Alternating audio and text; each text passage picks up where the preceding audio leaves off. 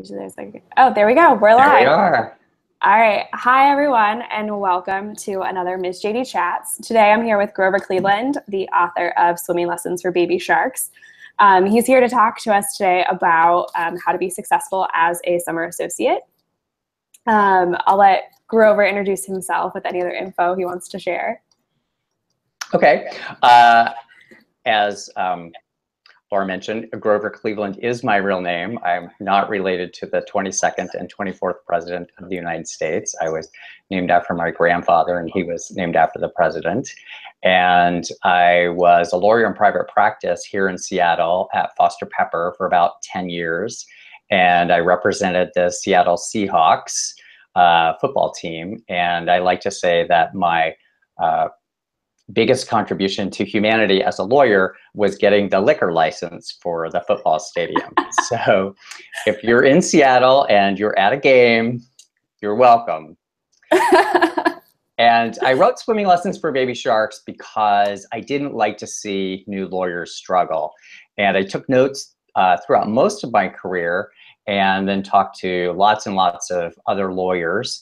And the second edition just came out with lots of new information on business development, client relations, and project management, all things which are more important post-recession. So I also want to say I'm a huge Miss JD fan. I think what Miss JD what Miss JD is doing is fantastic.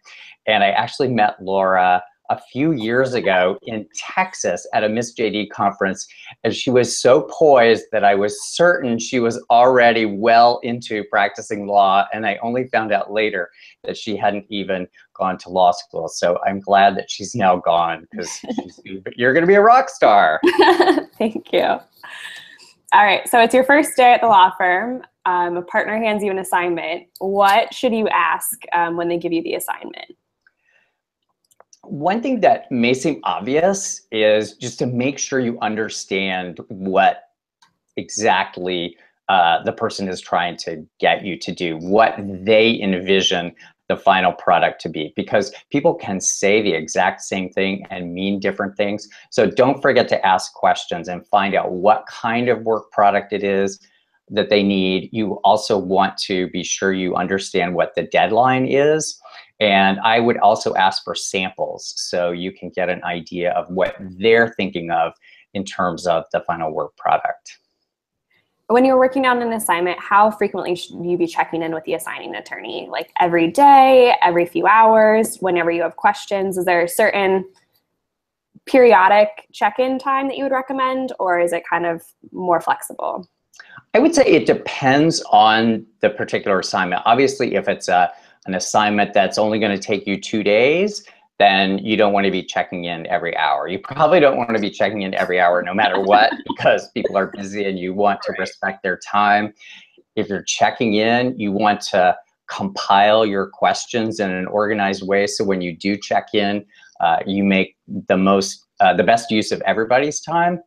But that's one thing that you can check in about when you get the assignments. If it's going to be a project that goes over a few weeks, you can say, how often do you want me to check in, and how should I do it? Do you prefer email? Should I come talk to you? Should we have a telephone call? What's the best way? And there are a few times that you should absolutely check in. One of those is if you think you may be about to miss the deadline. As soon as you think that you can't finish a project on time, check in, because there may be a way to do something so that you can actually meet the deadline, get help from others. But people will want to know as far ahead of time as possible if you can't meet the deadline. Second one is if you feel like you're spinning your wheels. Obviously, law firms bill time in small increments, and if you are just spinning your wheels, that's a problem.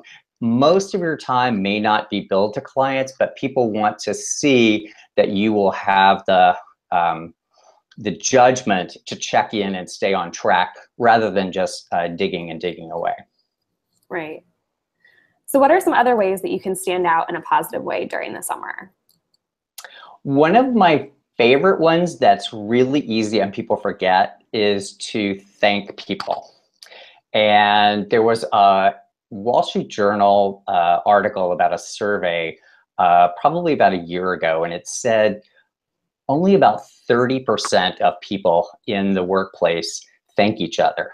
And because it's not very common, and I would expect it might even be less common at law firms because people are so busy, that because not many people do it, it makes a huge difference. Now, and it will be remembered. So if someone takes you out to lunch, just thank them. Thank the assigning attorney for giving you work and giving you feedback. And you don't want to do it so often that it comes off as fake or insincere, but just think of opportunities to show your appreciation, because that's something that a lot of people may not think about. I also think that just by watching this podcast, people are on the right track.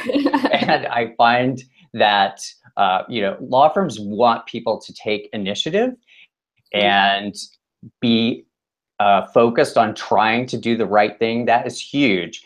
And it's the people who think they've got it that often don't have it. So I think people are on the right track just by watching this podcast and doing other things.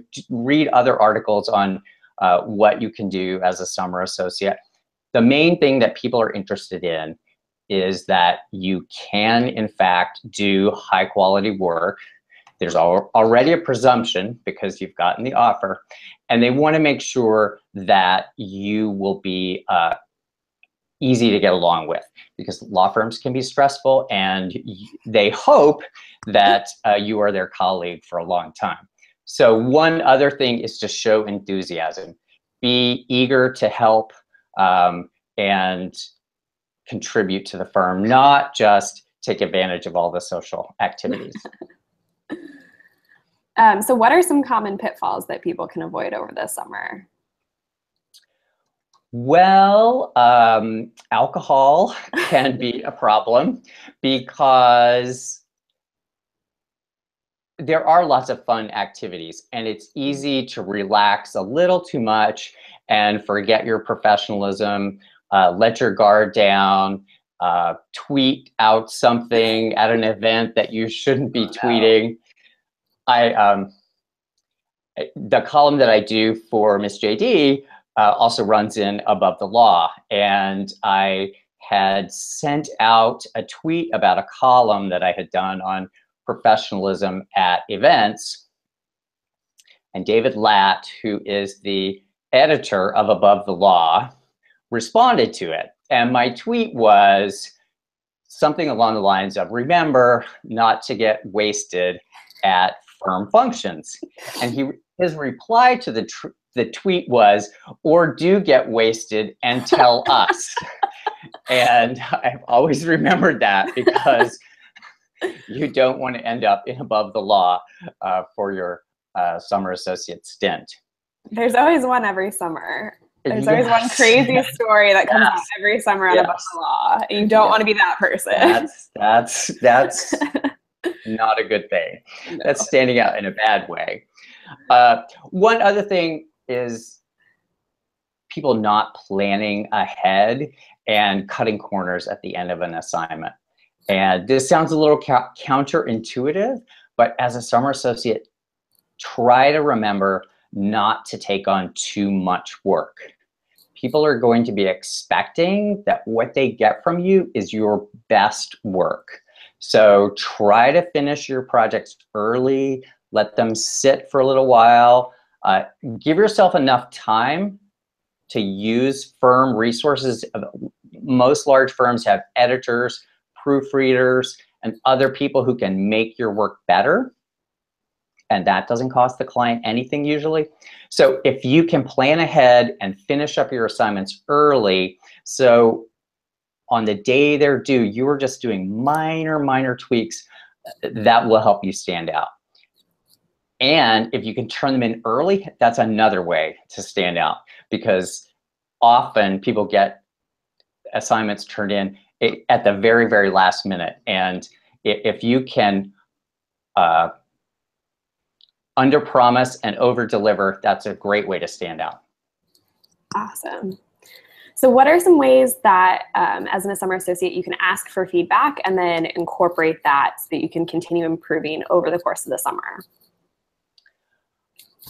I have two thoughts on that. One is to be persistent, because people are busy at law firms and you may not get feedback automatically if you don't ask for it.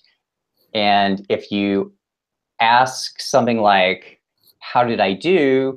The answer may be, oh, fine. And that doesn't really help you. So one is to be persistent and ask for feedback and use open-ended questions along the lines of, how do you think I could improve? What did you think of this argument? Just provide an opening for the other person to give you feedback. And you can suggest a time to get together or a phone call, just something to make it concrete so it actually happens. And if that doesn't work, then you can try email. But you'll probably get more information if you can do it face to face. Right.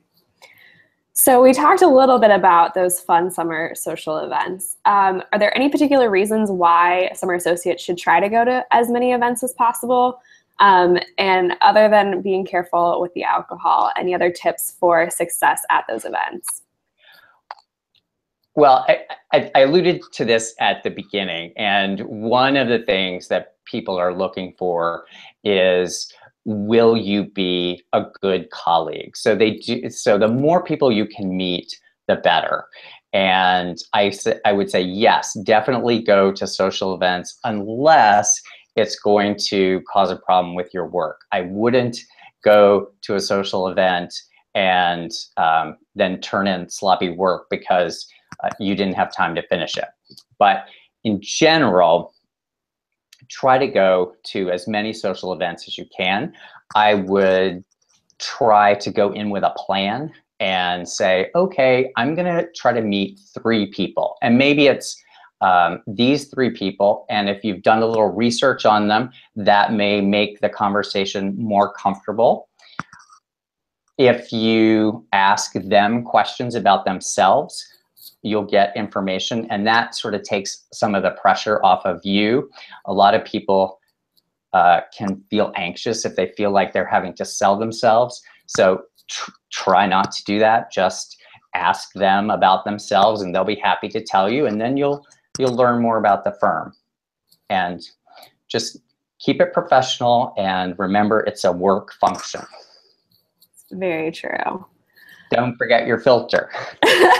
Maintain the filter at all times. Yes, at all times. For the rest of your life. It's a good lesson, good life lesson generally. So mistakes happen. They happen to everybody. If you make one as a summer associate, what's the best way to handle it and bounce back afterwards? If you make a mistake as a summer associate, you have to remember that you're not going to be getting work that is going to cause a major catastrophe if it goes wrong. So I tell people to breathe and relax and don't beat themselves up. And then you can take a focused approach and like fess up immediately. And you can actually, if you make a mistake, you can turn that around and show people how you will be when things go wrong. And that's a great thing for them to understand. You will take responsibility.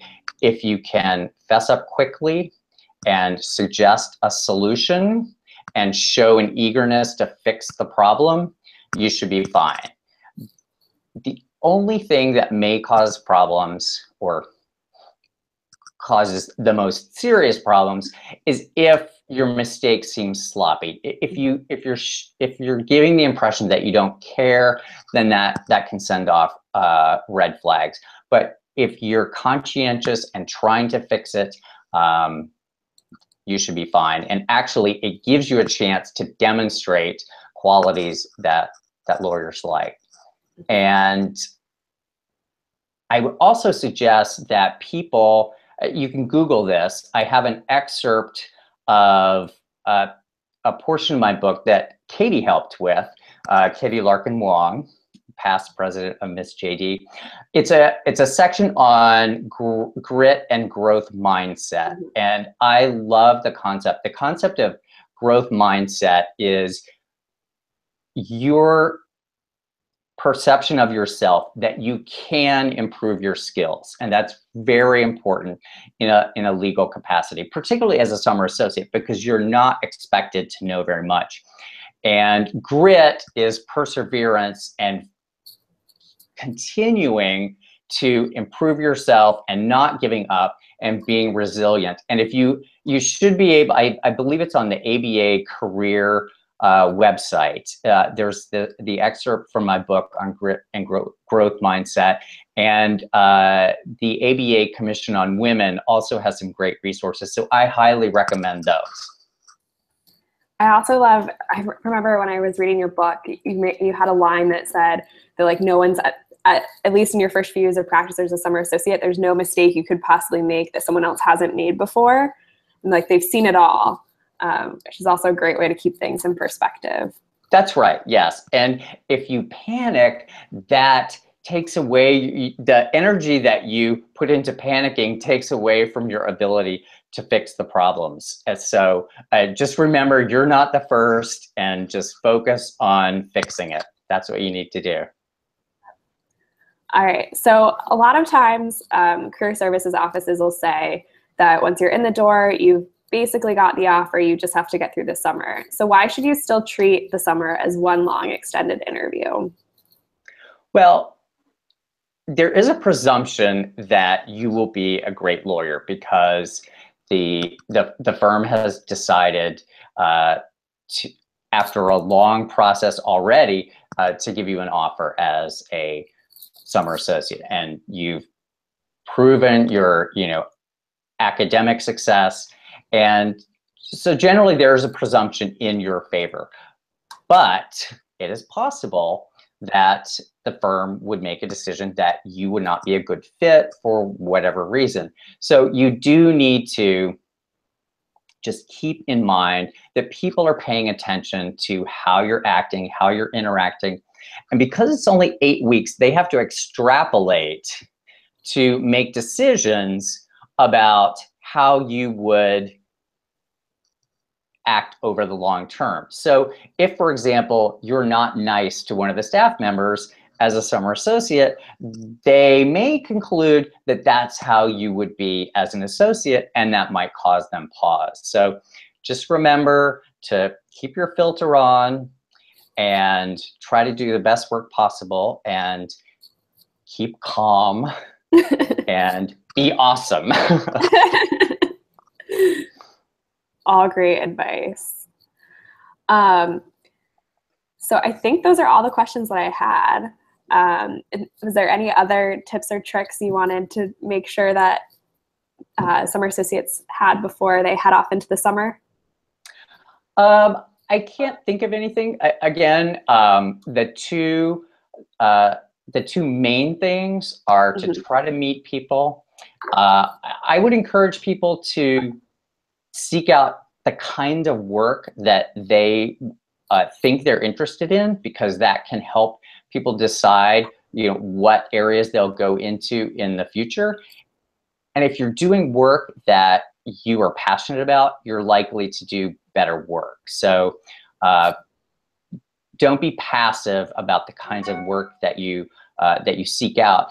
And if you don't get feedback, be persistent, because people understand that you need feedback, but the reason that sometimes you don't get it is just because people are too busy.